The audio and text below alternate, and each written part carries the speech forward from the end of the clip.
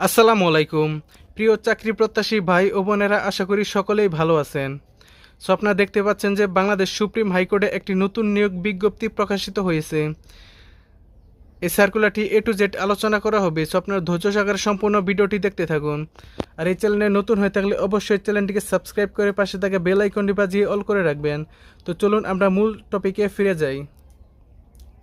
Bangladesh supreme court high court বিভাগে নিম্নলিখিত শূন্যপদে অস্থায়ী ভিত্তিতে সরাসরি নিয়োগের মাধ্যমে পূরণের নিম্নবর্ণিত শর্তাবলী সাপেক্ষে উক্ত পদের বিপরীত বর্ণিত যোগ্যতা সম্পন্ন জন্মসূত্রে বাংলাদেশের নাগরিকদের নিকট হতে দরখাস্ত আহ্বান করা যাচ্ছে। এখানে আপনারা শুধুমাত্র একটি পদে আবেদন করতে পারবেন, সেটি হলো MLSS। পদের সংখ্যা 14টি।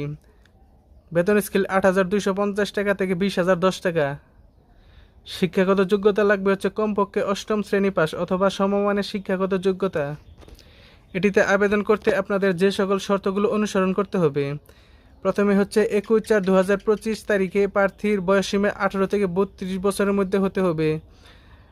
বয়স প্রমাণের ক্ষেত্রে এফিডেভিট গ্রহণযোগ্য হবে না।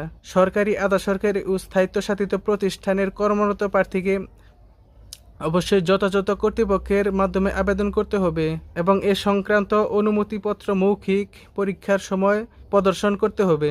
অনলাইনে আবেদনপত্র পূরণ সংক্রান্ত নিয়মাবলী ও শর্তাবলী। পরীক্ষায় অংশগ্রহণে ইচ্ছুক ব্যক্তি supremcourt.teletalk.com.bd ওয়েবসাইটে আবেদনপত্র পূরণ ও দাখিল করতে পারবেন। অনলাইনে আবেদনপত্র পূরণ ও আবেদন ফি জমাদানের শুরুর তারিখ ও সময় 21 এপ্রিল 2025 সকাল 10 ঘটিকা। অনলাইনে আবেদনপত্র জমাদানের শেষ তারিখ ও সময়ে 8 মে 2025 বিকাল 5 ঘটিকা।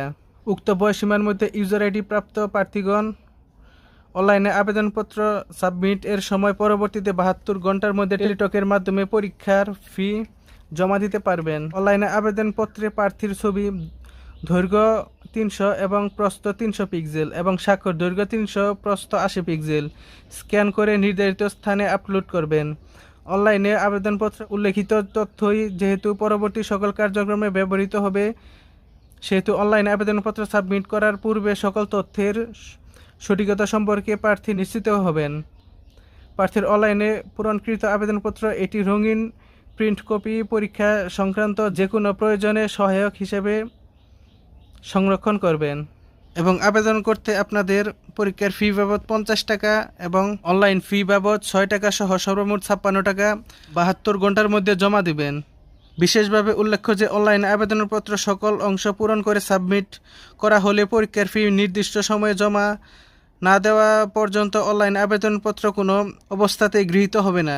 কিভাবে আপনারা আবেদন করবেন এখানে সমস্ত ডিটেলস দেওয়া আছে, সো আপনারা পড়ে নেবেন। প্রার্থী কর্তৃক প্রদত্ত কোনো তথ্য বা দাখিলকৃত কাগজপত্র জাল, মিথ্যা বা ভুয়া প্রমাণিত হলে কিংবা পরীক্ষা নকল বা ওষুধ উপায় অবলম্বন করলে সংশ্লিষ্ট প্রার্থিতা বাতিল করা হবে এবং তার বিরুদ্ধে যথাযথ আইনগত ব্যবস্থা গ্রহণ করা হবে। মৌখিক পরীক্ষার সময় নিম্নবর্ণিত ক্রমিক নং 1 থেকে 5 পর্যন্ত কাগজপত্রের মূল কপি প্রদর্শনপূর্বক প্রতিটি স্থায়িত্ব ফটোকপি দাখিল করতে হবে। প্রার্থীর সকল শিক্ষাগত যোগ্যতার সনদপত্র, প্রযোজ্য ক্ষেত্রে অভিজ্ঞতার সনদপত্র সহ কোঠার সমর্থনে মূল কাগজ। প্রার্থী যে ইউনিয়ন পৌরসভা এর বাসিন্দা সে ইউনিয়ন পরিষদের চেয়ারম্যান, পৌরসভার মেয়র, কাউন্সিলর কর্তৃক প্রদত্ত নাগরিকত্বের সনদপত্র, জাতীয় পরিচয়পত্র, জন্ম সনদের সত্যায়িত অনুলিপি, অনলাইনে পূরণকৃত আবেদনপত্রের কপি। পরীক্ষা সংক্রান্ত যাবতীয় তথ্য বাংলাদেশ সুপ্রিম কোর্টের ওয়েবসাইটে পাওয়া যাবে। নিয়োগ পরীক্ষা সংক্রান্ত যে কোনো বিষয়ে নিয়োগকারী কর্তৃপক্ষের সিদ্ধান্ত চূড়ান্ত বলে গণ্য হবে।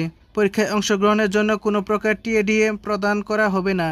এরকম নতুন নতুন জব সার্কুলার পেতে আমাদের চ্যানেলটিকে সাবস্ক্রাইব করে পাশে থাকা বেল আইকনটি বাজিয়ে অল করে রাখবেন।